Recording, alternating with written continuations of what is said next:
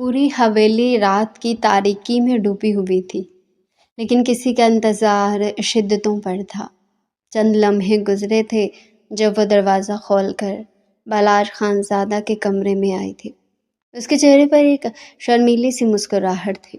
وہ بہت ہی گھبرائی ہوئی لگ رہی تھی۔ میں کب سے انتظار کر رہا ہوں تمہارا، لگتا ہے تمہارے بہت نخرے ہو گئے ہیں۔ بالاش نے اسے ایک دم ہی اپنی باہوں میں گھیر لیا تھا۔ کیا کروں سائیں، کچن میں کام ہی اتنا ہوتا ہے، ابھی بھی سارے برتن دھو کر آئی ہوں۔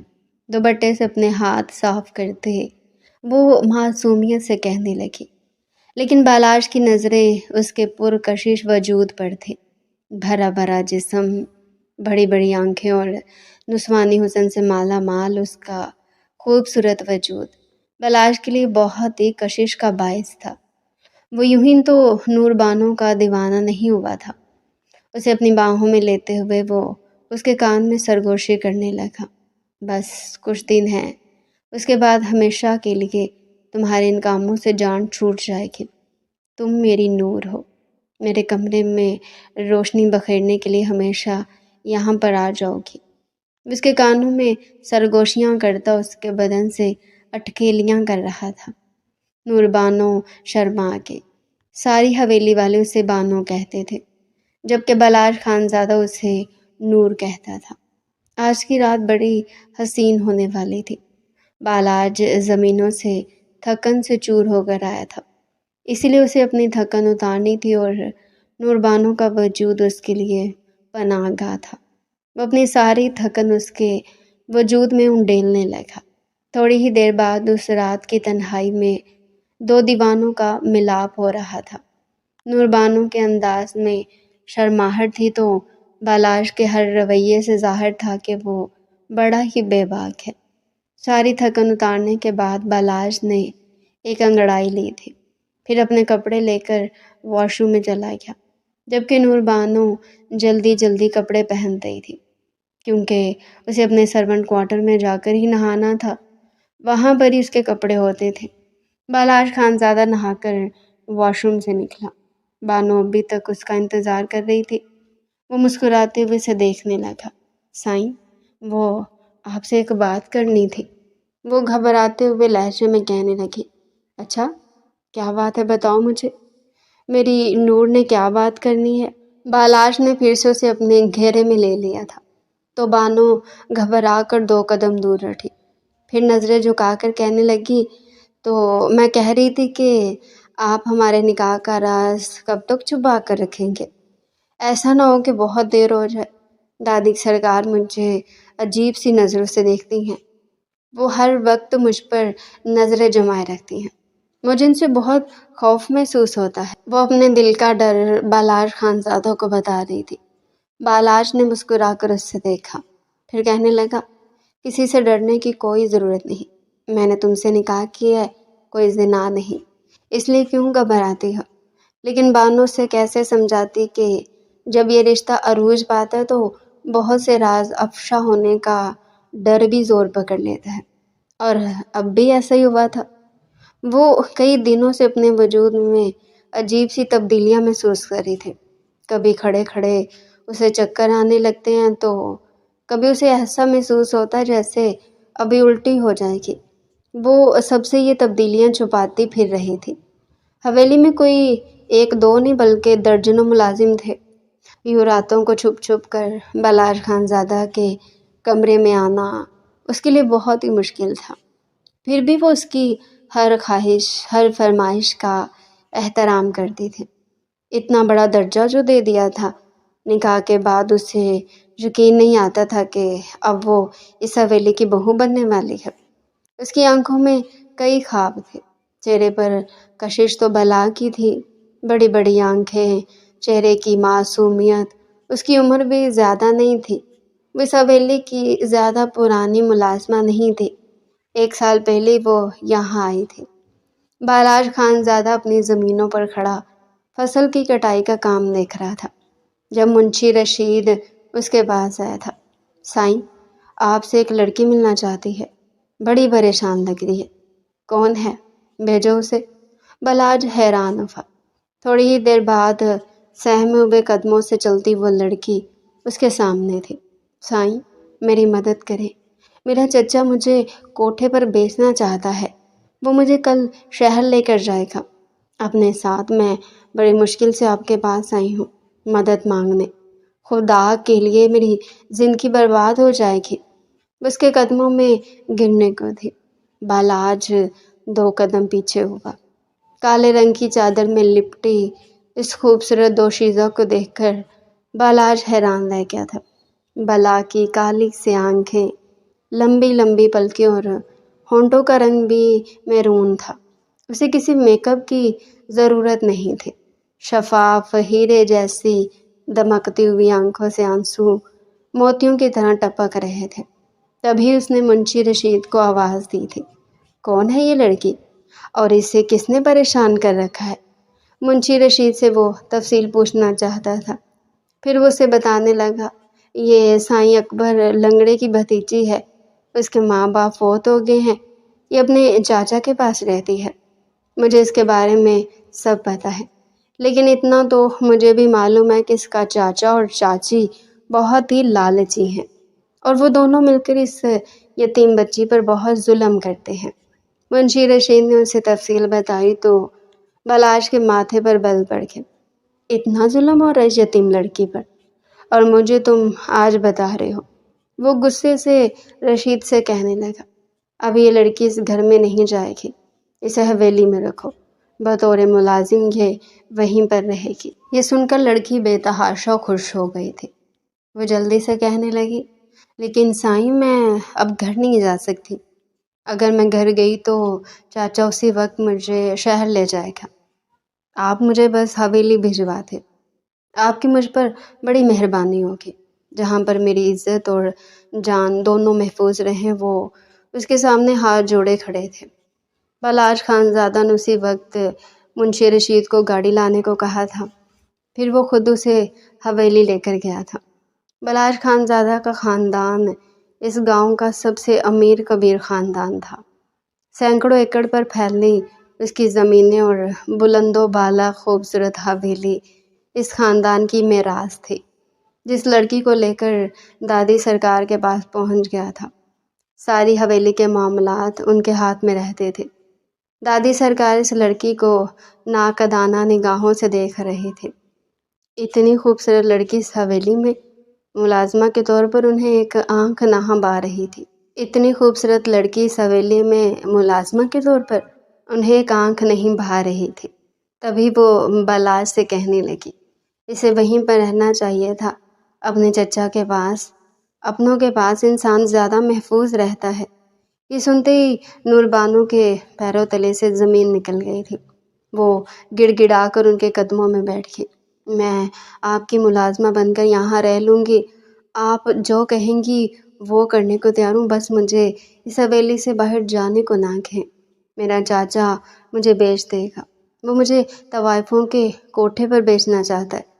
खुदा के लिए मैं यहाँ मदद मांगने आई हूँ। मैंने दादी सरकार के सामने हाथ जोड़ दिए थे।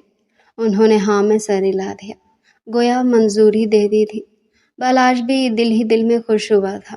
फिर वो अक्सर ही उसे अपने कमरे में बुलाने लगा, कभी पानी लाने के बहाने तो कभी दूध पिलाने के बहाने।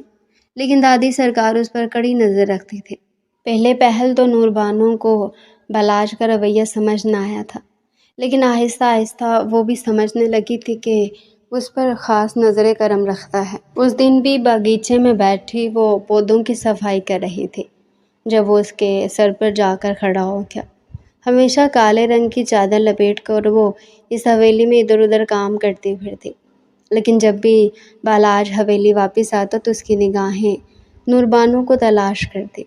वो कोई कम उम्र नौजवान नहीं था, 34 साल का एक खूबरू मर्द था। उसकी शादी 7 साल पहले हुई थी। 2 साल तक उसकी बीवी कशमाला उसके साथ रही। उसके बाद दोनों में अनबन होने लगी और अब कशमाला 5 साल से अपने घर बैठी थी। ना तो बालाज ने उसे तलाक दी और ना ही कशमाला के ख़ानदान में तलाक लेने का रवाज था, इसलिए वो वापस ही ना गई। न जाने ऐसी क्या बात थी कि दोनों एक दूसरे से नफ़रत करने लगे थे। दादी सरकार भी कशमाला को वापस बुलाना चाहती थी, لیکن کشمالہ کی ایک ہی ضد تھی کہ وہ واپس نہیں جائے گی۔ اصل حقیقت کا علم کسی کو نہیں تھا، لیکن اب بالاج بھی اسے واپس نہیں لانا چاہتا تھا۔ در حقیقت کشمالہ نام کی صورت سے اس کا دل بھر گیا تھا، اور جب اس نے نور بانو کو دیکھا، ایسا حسن، ایسی خوبصورتی کہ لاکھ چھپانے سے بھی نہ چھپے۔ دادی سرکار نے اسے حویلی میں تو جگہ دے دی تھی، بطور ملازم، لیکن اس پر کڑی نظر رکھتی۔ پھر دھیرے دھیرے وقت گزرنے لگا۔ اب بالاش نے بھی اپنی پسندیدگی نور کے سامنے ظاہر کر دی تھی، اور وہ اس بات پر شرمانے لگے تھے۔ جب بھی وہ یہ سوچتی کہ بالاج اس پر ایک خاص نظر رکھتا ہے تو حیران ہوتی۔ اس حویلی کی ملازمہ تھی۔ پھر اس دن بالاش نے اسے کمرے میں بلایا۔ رات کے 12 بج رہے تھے۔ اسے بیوی کی ضرورت شدتوں سے محسوس ہونے لگی تھی، لیکن یہ بات کوئی سمجھتا ہی نہیں تھا۔ اس نے نور بانو کا ہاتھ پکڑا تو وہ تھر تھر کانپنے لگی۔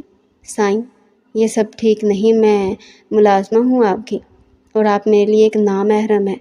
نور بانو، میں تو تم سے ایک رشتہ بنانا چاہتا ہوں۔ میرا رشتہ بن چکا ہے محبت کا۔ میں تمہیں بہت چاہنے لگا ہوں، لیکن ہمارا کوئی مضبوط رشتہ نہیں۔ یہ رشتہ ایسا نہیں جس سے کوئی نام دیا جا سکے۔ میں تم سے نکاح کر لوں گا تو تم میری خواہش، میری ضرورت پوری کر دو گی۔ مجھے تمہاری بہت طلب ہونے لگی ہے۔ مرد کے بہکانے سے وہ کم عمر لڑکی نہ بہکتی، ایسا ہو ہی نہیں سکتا تھا۔ نور بانو نے ہاں کہہ دی تھی۔ پھر ایک دن جب دادی سرکار اپنی بڑی بیٹی سے ملنے اس کے گاؤں گئی ہوئی تھی، حویلی میں کوئی بھی نہیں تھا، تب بالاج نے چپکے سے نور بانو کو اپنی گاڑی میں بٹھایا اور اسے شہر لے کر آ گیا تھا۔ شہر کی مسجد میں اس نے نور بانو سے نکاح کیا۔ وہ دونوں بہت ہی خوش لگ رہے تھے، جبکہ نور کی ہتھیلیوں میں پسینے آ رہے تھے۔ اسے یقین نہیں آ رہا تھا، آج محبت کی تکمیل ہو گئی تھی۔ اب تو مجھے جائز حق مل گیا ہے، اب تو انکار نہیں کرو گی نا؟ نور بانو نے دونوں ہاتھوں میں چہرہ چھپا لیا تھا۔ وہ شرما گئی تھی۔ پھر جب بھی بالاج کو اس کی طلب ہوتی، وہ کسی نہ کسی بہانے سے اسے اپنے کمرے میں بلا لیتا۔ ابھی ان کے نکاح کو 2 مہینے ہوئے تھے، لیکن نور کو ایسا محسوس ہوا جیسے اس کا بالاج کے کمرے میں جانا رنگ دکھانے لگا ہے، کیونکہ اس کی طبیعت اب خراب رہنے لگی تھی۔ پھر اس دن حویلی کی بوڑھی ملازمہ سکینہ نے اسے دیکھ لیا تھا۔ وہ باتھ روم میں کھڑی الٹیاں کر رہی تھی۔ اس کی حالت بہت بری تھی۔ اے لڑکی، کیا ہو گیا تجھے؟ کئی دنوں سے دیکھ رہی ہوں کہ تیری طبیعت ٹھیک نہیں۔ وہ شک بھری نظروں سے نور بانو کے وجود کو اپنی نگاہوں سے تول رہی تھی۔ نہیں اماں سکینہ، ایسی تو کوئی بات نہیں۔ نور کی آنکھوں میں خوف تھا۔ اچھا ادھر آ، تجھے دیکھوں، پیٹ دکھا اپنا، کہیں تیری ناف تو نہیں ڈل گئی۔ برسوں پہلے وہ کدائی بھی رہ چکی تھی، آنکھوں سے ہی عورتوں کو جانچ لیتی تھی، اس لیے اسے نور بانو پر شک ہو چلا تھا۔ ارے نہیں اماں، بس پیٹ میں درد تھا، میں نے گولی کھا لی ہے، تھوڑی ہی دیر میں ٹھیک ہو جائے گا۔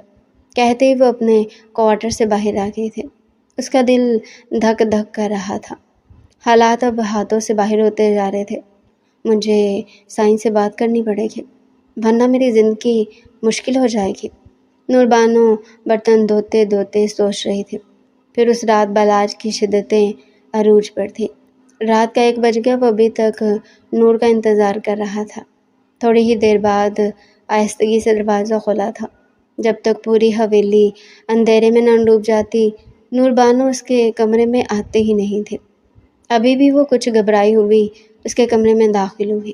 کہاں رہ گئی تھی میری جان؟ جانتی ہوں نا کتنی شدت سے تمہارا انتظار کر رہا تھا۔ بالاش نے ایک دم ہی اسے اپنی باہوں کے گھیرے میں لے لیا تھا۔ نور دھیمے سے مسکرا تھی، لیکن آج اس کی مسکراہٹ میں کرب تھا۔ وہ اچھی طرح جان گئی تھی کہ اس کی طبیعت میں تبدیلی کیوں آ رہی ہے۔ اس نے ایک ٹیسٹ کیا تھا جس سے پتہ چل گیا تھا کہ وہ حاملہ ہو گئی ہے۔ ان قربتوں کا کچھ تو نتیجہ نکلنا تھا۔ پھر بالاج اس پر اپنی شدتیں لٹانے لگا، اور وہ خاموش لیٹی رہی۔ کافی دیر بعد بالاج نے اسے اپنی باہوں سے آزاد کیا تھا، لیکن وہ آج ایک بات کرنے آئی تھی۔ سائیں، آپ سے آج ایک بات کرنی ہے۔ آپ اس نکاح کا اعلان کب کریں گے؟ کیونکہ اماں سکینہ کو مجھ پر شک ہو گیا ہے۔ وہ مجھے عجیب سی نظروں سے دیکھتی ہیں۔ یہ سن کر بلاش خان زیادہ ہنس دیا تھا۔ ارے دیکھتی ہیں تو دیکھتی رہے، وہ ایک ملازمہ اور تم اس حویلی کی ہونے والی بہو، کوئی تم پر انگلی اٹھائیے بلاش خان زیادہ ہونے نہیں دے گا۔ وہ نور بانو کو پیار سے چھونے لگا۔ وہ مسکرا دی تھی پورے دل سے، لیکن اس کے چہرے پر معصومیت تھی۔ وہ نہیں جانتی تھی کہ بلاش کے دل میں کیا چل رہا ہے، لیکن وہ باتوں سے بہل جانے والی معصوم لڑکی ضرورت تھی۔ لیکن سائیں آپ بات تو کریں، میں بڑی پریشانی میں ہوں۔ وہ اشاروں سے اسے کچھ کہنا چاہتی تھی، لیکن بلاش کو وہ اشارے سمجھ ہی نہیں آ رہے تھے۔ تبھی وہ اسے سمجھاتے ہوئے کہنے لگا، ابھی اگر اعلان کیا تو سب کو پتہ چل گیا کہ میں نے تم سے نکاح کر لیا تو میری جان مشکل میں ہو جائے گی۔ کشمالہ کے بھائی مجھے جان سے مار دیں گے، کیونکہ ابھی میں نے اسے طلاق نہیں دی ہے۔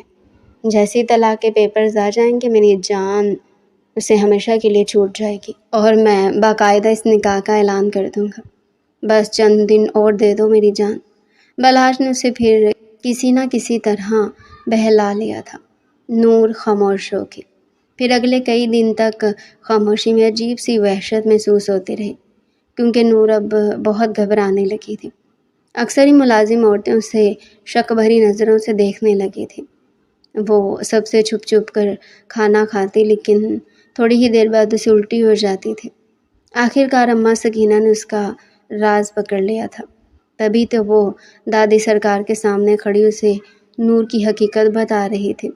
اس لڑکی کی حرکتیں ٹھیک نہیں، مجھے اس پر شک ہو گیا ہے سرکار، وہ کوئی گناہ لے کر اپنے وجود میں گھوم رہی ہے۔ اتنے ملازم اس حویلی میں، نہ جانے کس کے ساتھ یہ گند پال لیا ہے اس نے۔ یہ لڑکی ٹھیک نہیں، آپ کو اور آپ کی حویلی کو بدنام کر دے گی۔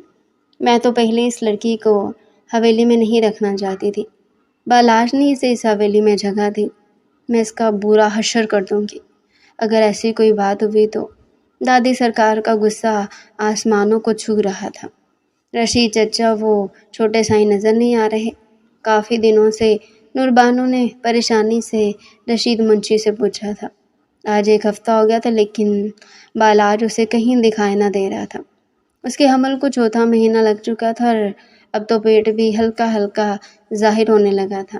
ارے وہ تو زینب بی بی کے گھر گئے ہیں، وہاں پر کوئی فوتگی ہو گئی ہے۔ زینب بلاش کی بڑی بہن تھی، اس کے گاؤں گیا ہوا تھا۔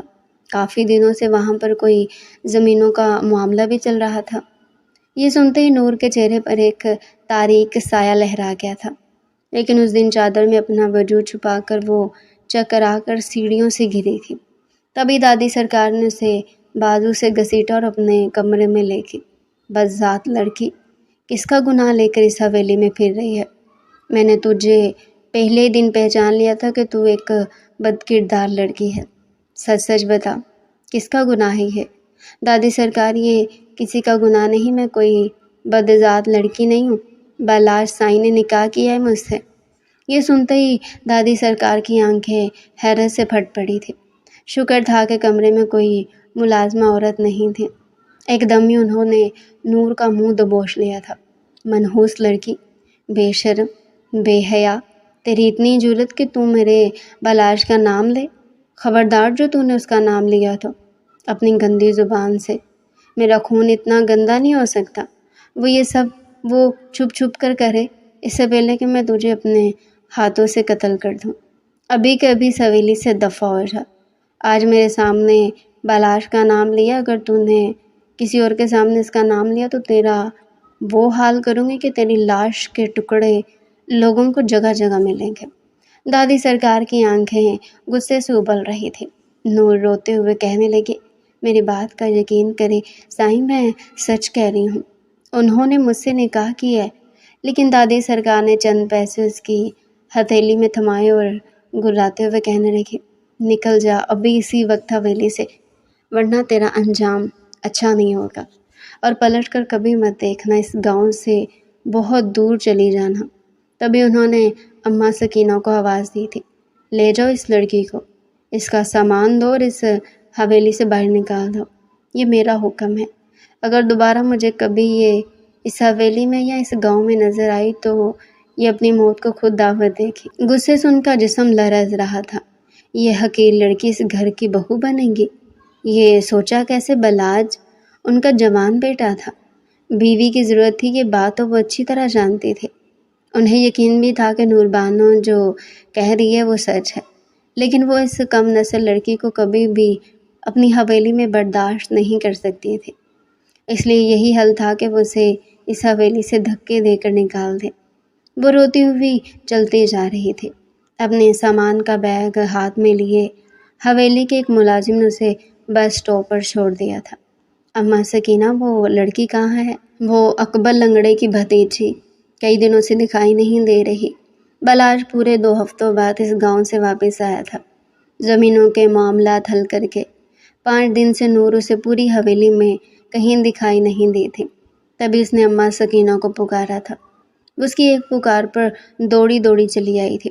ارے چھوٹے سائیں، آپ اس لڑکی کے بارے میں پوچھ رہے ہیں؟ توبہ توبہ، اس بدزار نے تو منہ کالا کر لیا تھا کسی کے ساتھ۔ سائیں کیا بتاؤں اب آپ کو، وہ کسی کا گن لے کر پیٹ میں گھوم رہی تھی۔ سائیں نے اسے حویلی سے نکال دیا۔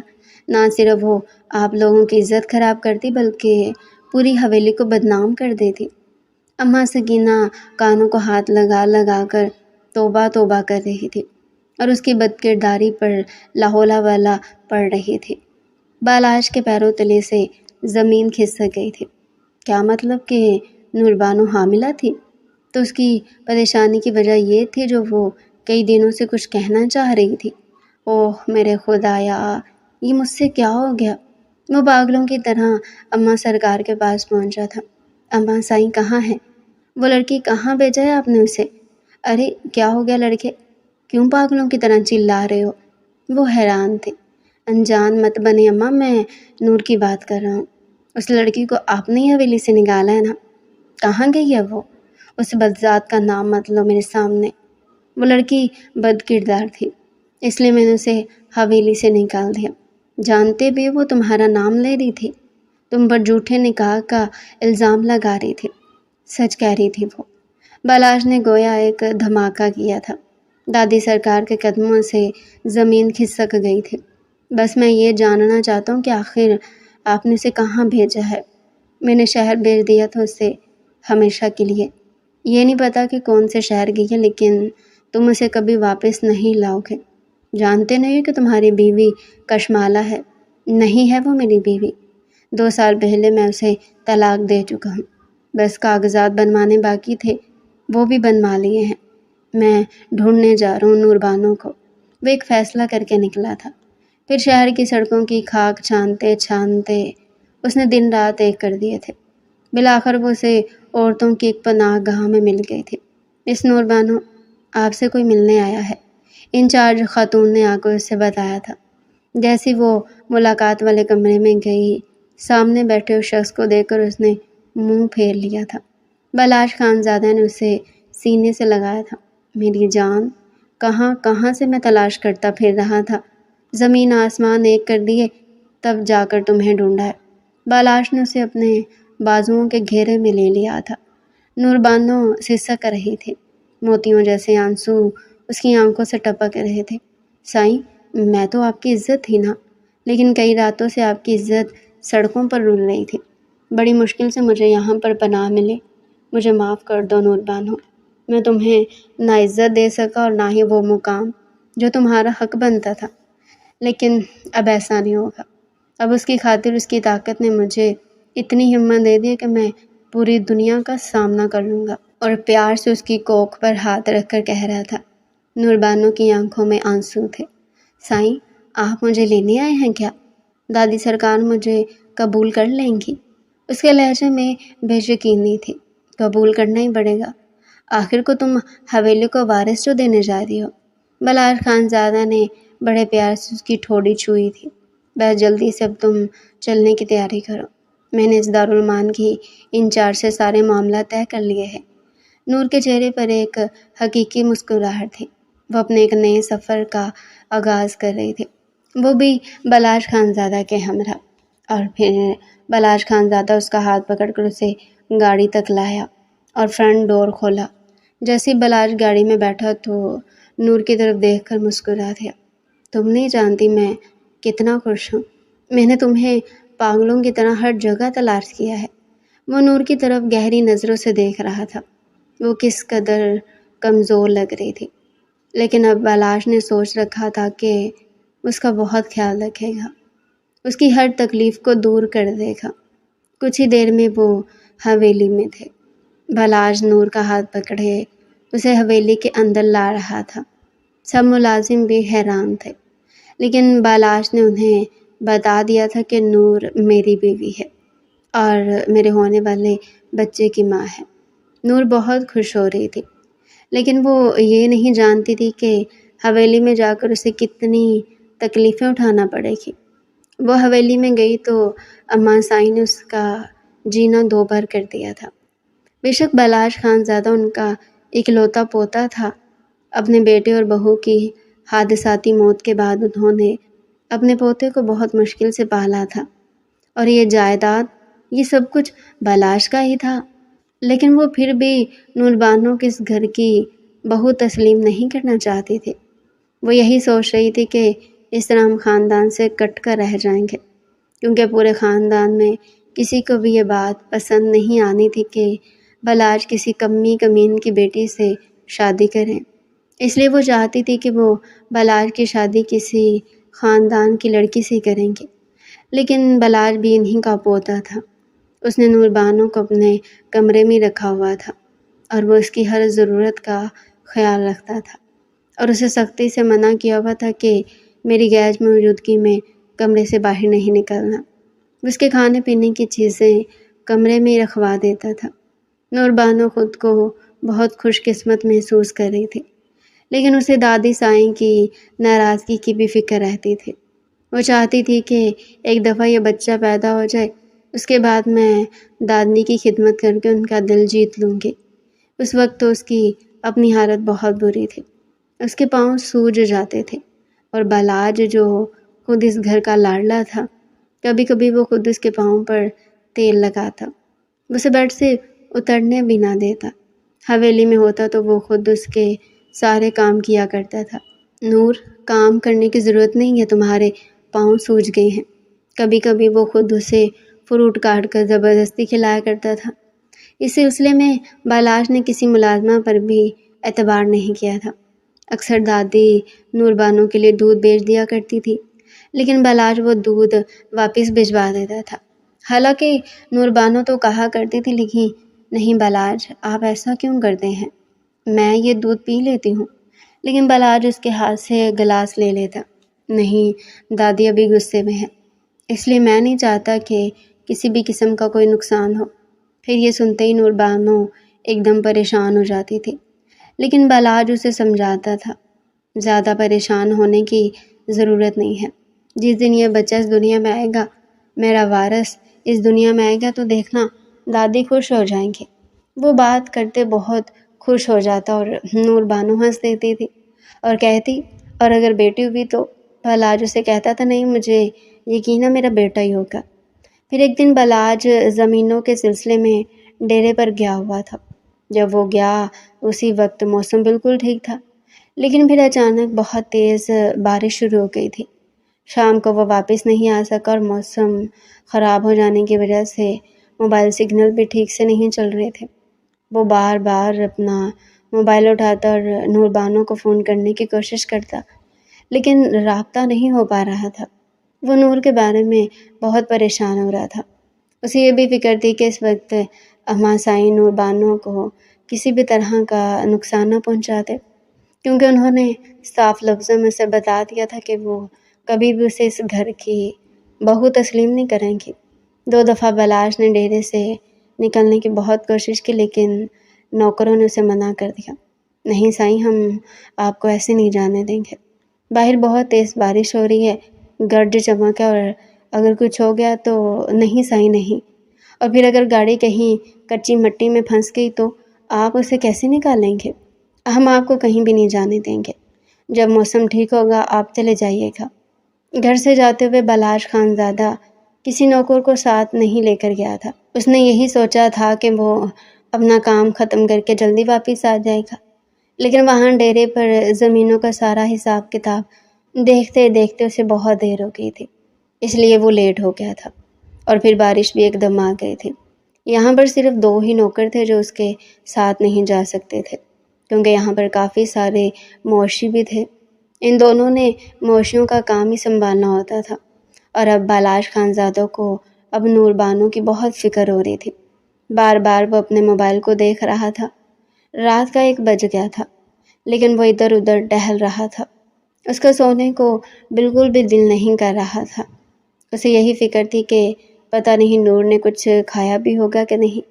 اگر نور یا اس کے بچے کو کچھ ہو گیا تو یہی سوچ کر وہ اور پریشان ہو جاتا تھا۔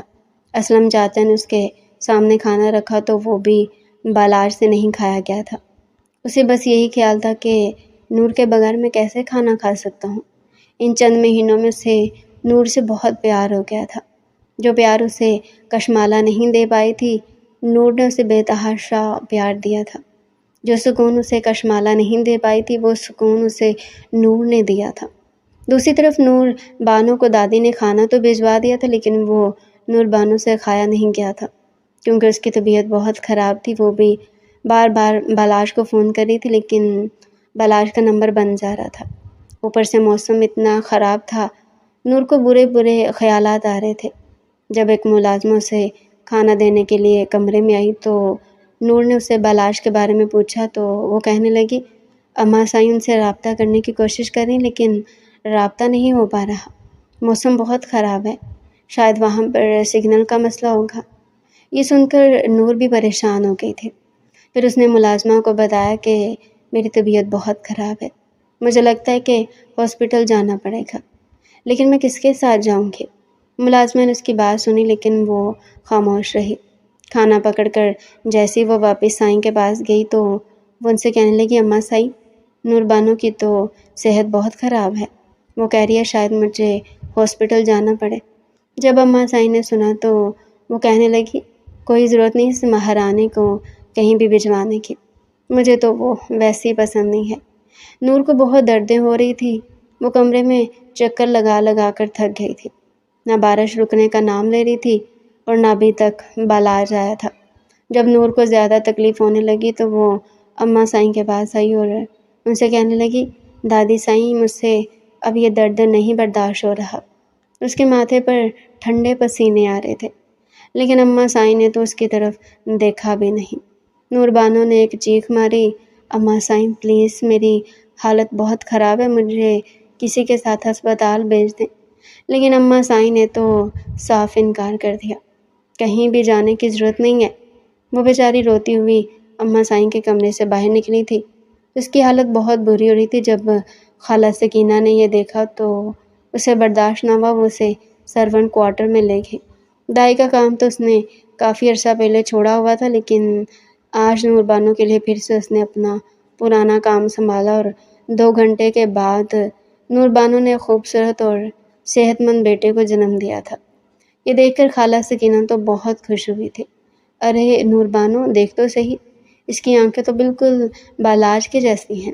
نور بانو نے بھی سکھ کا سانس لیا تھا۔ خالہ سکینہ اس سے شرمندہ تھی کہ اس نے اس بن ماں باپ کی بچی پر شک کیا تھا۔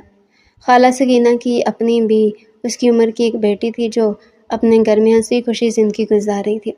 خالہ سکینہ نے اس کے بیٹے کو جب اس کے پہلو میں ڈالا تو نور بھی اسے دیکھ کر مسکرا دی تھی کہ یہ تو بالکل بالاش پر گیا ہے۔ گھر کی ایک اور ملازمہ نے اماں سائیں کو جا کر یہ خوشخبری سنائی کہ نور بانو نے ایک بیٹے کو جنم دیا ہے۔ یہ سن کر وہ خوش تو ہوئی تھی کہ یہ بالاش کا بیٹا، لیکن نور بانو کا خیال آتے ان کے چہرے پر پھر سے پریشانی آ گئی تھی کہ بالاش کے بیٹے کی ماں ایک کمی کمین ہے۔ وہ بالاش کے بیٹے سے ملنے نہیں گئی تھی۔ صبح جیسے ہی موسم ٹھیک ہوا تو سب سے پہلے بالاش خانزادہ حویلی پہنچ گیا تھا۔ یہاں آ کر اسے اپنے بیٹے کی پیدائش کی خبر ملی تو وہ بہت خوش ہو رہا تھا۔ دروازے پر گارڈز نے اسے نور بانو کے بارے میں بتایا تھا اور وہ بہت خوش ہو رہا تھا۔ وہ بھاگتا ہوا اپنے کمرے کی طرف جا رہا تھا۔ اماں سائیں بھی لاؤنج میں بیٹھی ہوئی تھی۔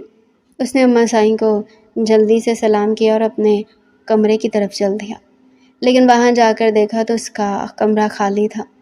کمرہ خالی پا کر اسے پریشانی ہونے لگی۔ تبھی اسے خالہ سکینہ نے بتایا کہ نوربانو تو سرونٹ کوارٹر میں ہے۔ یہ سن کر اس نے غصے سے اماں سائیں کی طرف دیکھا تھا۔ اماں سائیں، یہ میں کیا سن رہا ہوں؟ آپ نے نوربانو کو پھر سے سرونٹ کوارٹر میں بھیج دیا؟ مجھے آپ سے یہ امید نہیں تھی کہ میں ایک دن حویلی سے باہر رہوں گا تو آپ اس کے ساتھ یہ سلوک کریں گی۔ یہ کہتے ہوئے وہ سرونٹ کوارٹر کی طرف چل پڑا تھا۔ تبھی خالہ سکینہ نے اسے بتایا کہ رات میں نوربانو کی صحت زیادہ خراب ہو گئی تھی۔ اماں سائیں نے اسپتال لے جانے سے انکار کر دیا تھا، تو میں اسے اپنے کوارٹر میں لے آئی تھی۔ سائیں، میں بھی بیٹی والی ہوں، مجھے اس پر رحم آ گیا تھا۔ بالاج جیسے ہی اندر آیا تو سب سے پہلے اس نے نوربانو کے ماتھے پر بوسہ دیا تھا۔ میں بہت خوش ہوں نوربانو، تم نے مجھے وارث پیدا کر کے دیا ہے، تم نے مجھے بیٹا پیدا کر کے دیا ہے۔ وہ اپنے بیٹے کو گود میں لیے اسے پیار کر رہا تھا۔ پھر کچھ ہی دیر میں اس نے ایک فیصلہ کیا اور پھر حویلی کے ایک ملازمہ کو اپنا اور نوربانو کا ضروری سامان پیک کرنے کو کہا۔ جیسے ملازمہ سامان اٹھائے سیڑھیوں سے نیچے اتری تو اماں دیکھ کر حیران رہ گئی۔ یہ کیا ہے؟ تبھی وہ کہنے لگی کہ مجھے سائیں بالاج نے یہ سامان پیک کرنے کے لیے کہا تھا۔ اماں سائیں تو پریشان ہو گئے تھے، ان کا بالاج کے علاوہ کوئی تھا ہی کون۔ اتنے میں بالاج اندر آیا اور کہنے لگا یہ سامان گاڑی میں رکھوا دو اور نور بی بی کو بھی گاڑی میں بیٹھاؤ۔ اماں سائیں اسے پوچھنے لگی تم کہاں جا رہے ہو؟ وہ کہنے لگا میں شہر والے گھر جا رہا ہوں اور اب میں اور نوربانو وہاں پر ہی رہیں گے۔ آپ نے اچھا نہیں کیا، اگر رات میں نوربانو کو کچھ ہو جاتا یا میرے بیٹے کو کچھ ہو جاتا تو میں کبھی بھی آپ کو معاف نہ کرتا، لیکن اب مجھے آپ پر اعتبار نہیں ہے۔ اماں سائیں نے تو رونا شروع کر دیا۔ تمہیں اپنی دادی پر اعتبار نہیں ہے جس نے تمہیں اتنے پیار سے پالا ہے؟ تم نہیں جانتے راتوں کو کس طرح جاگ جاگ کر میں نے تمہیں پالا ہے؟ وہ کہنے لگا اچھی طرح سے جانتا ہوں، میں نے بھی آپ کی ہر خوشی کا خیال رکھا۔ آپ کے کہنے پر میں نے کشمالہ سے شادی کی، حالانکہ آپ اچھی طرح سے جانتی تھی کہ مجھے وہ پسند نہیں تھی، لیکن آپ کی ضد میں نے اس سے شادی کی۔ میں نے ہر حال میں اس کے ساتھ سمجھوتا کیا، اس کے ساتھ رہنے کی کوشش کی، لیکن اس کے نخرے کبھی ختم ہی نہیں ہوتے تھے۔ تبھی اس نے وہاں کھڑی ملازمہ کو وہاں سے جانے کا اشارہ کیا اور اماں سائیں سے کہنے لگا اماں سائیں، میں نے آج تک آپ سے ایک بات چھپا رکھی ہے۔ کشمالہ کسی اور کو پسند کرتی تھی، اس لیے اس نے کبھی بھی مجھے اپنے قریب آنے کی اجازت نہیں دی تھی۔ ایک لڑکی ذات ہوتے ہوئے میں اسے کہیں بھی بدنام نہیں کرنا چاہتا تھا، اس لیے میں نے یہی فیصلہ کیا تھا کہ میں اس خاندانی رسم کو توڑ دوں گا تاکہ وہ ساری عمر میرے لیے نہ بیٹھی رہے، اور پھر میں نے ایسا ہی کیا تھا۔ میں نے ایک دن اسے غصے میں آ کر طلاق بھی دے دی تھی۔ اس رات میں واپس آیا تو وہ اس لڑکے کے ساتھ فون پر بات کر رہی تھی۔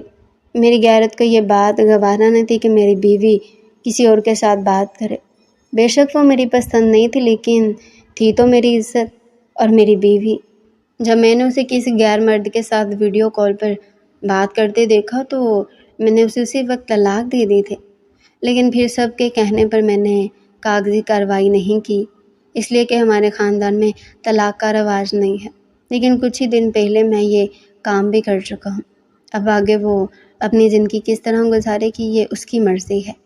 ہر بات کا الزام صرف مرد پر ہی کیوں آتا ہے؟ اتنا کچھ ہوتے ہوئے بھی میں اسے بدنام نہیں کرنا چاہتا تھا۔ اور نوربانو تو میری پسند تھی، یہ تو پہلے ہی دن مجھے اچھی لگ گئی تھی۔ آپ کا پوتا اتنا بھی برا نہیں ہے۔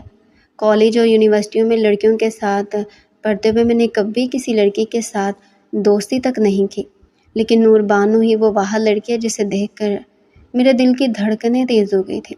اور اماں سائیں یہ سب سن کر ہکا بکا رہ گئی تھی۔ انہیں کشمالہ پر اس بات کی امید نہیں تھی۔ وہ تو اکثر اماں سائیں کو یہی کہتی تھی کہ بالاش مجھے پسند نہیں کرتے۔ 2 سال اس کے ساتھ رہتے ہوئے اولاد نہ ہونا یہی وجہ تھی کہ وہ اپنے شوہر کو اپنے پاس نہیں آنے دے رہی تھی۔ اور اماں سائیں بالاج سے کس قدر شرمندہ ہو رہی تھی کہ ان کی پسند نے بالاج کو ذرا خوشی نہ دی، اور آج اگر وہ خوشیاں حاصل کرنا چاہتا ہے نور کے ساتھ تو اماں سائیں اسے وہ خوشیاں نہیں دینا چاہتی تھی۔ یہ سوچتے ان کی آنکھوں سے آنسو روانی سے جاری تھے۔ بالاج گاڑی میں بیٹھ چکا تھا، ابھی وہ گاڑی سٹارٹ کرنے والا تھا کہ اماں بھاگتی ہوئی اس کے پاس آئی اور کہنے لگی، نہیں بالاج، مجھے اکیلا چھوڑ کر مت جاؤ، میرا تمہارے علاوہ کوئی بھی نہیں ہے۔